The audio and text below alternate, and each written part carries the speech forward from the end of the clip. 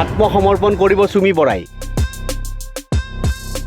বশিষ্ঠ পল্টন বজাৰ নুনমাটি থানাত কৰিব আত্মসমৰ্পণ। লগত আহিব চুমি বৰাৰ স্বামী তাৰ্কিক বৰাও। তিনিখনকৈ থানাৰ আৰক্ষীৰ চুমি আহিব বুলি বুন্দাপৰ। আৰক্ষীয়ে খবৰ লাভ কৰিছিল চুমি বৰাই আত্মসমৰ্পণ কৰিব। ৰৈ থাকিল আৰক্ষীও। কোটি কোটি টকাৰ প্ৰবঞ্চনাৰ অভিযোগত অভিযুক্ত চুমি বৰালৈ উৰে নিশাই বুন্দাপৰ গুৱাহাটীৰ তিনিখনকৈ থানাৰ আৰক্ষীৰ। চুমি বৰাই আত্মসমৰ্পণ কৰিব বুলি উৰে নিশাই ৰৈ থাকিলে গুৱাহাটী আৰক্ষীয়ে।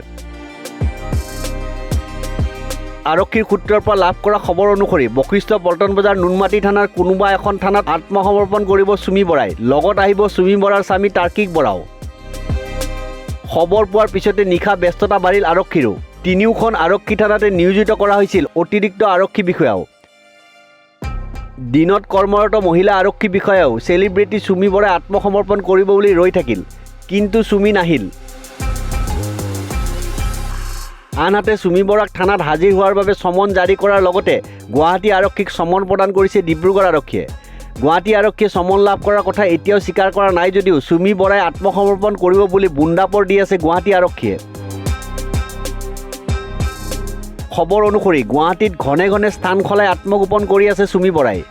মঙলবাৰে নিশা 1 বজাৰ পৰা নিশা 12 বজালৈ কণ্ঠশিল্পী দিক্ষুৰ নিউ গুৱাহাটীৰ গণেশ নগৰৰ ঘৰত আছিল চুমি আৰু তাৰ্কিক। এই কথা নিজেই স্বীকাৰ কৰিলে কণ্ঠশিল্পী দিক্ষুৱে।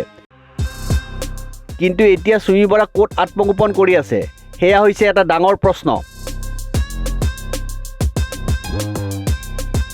News desk report, news 13।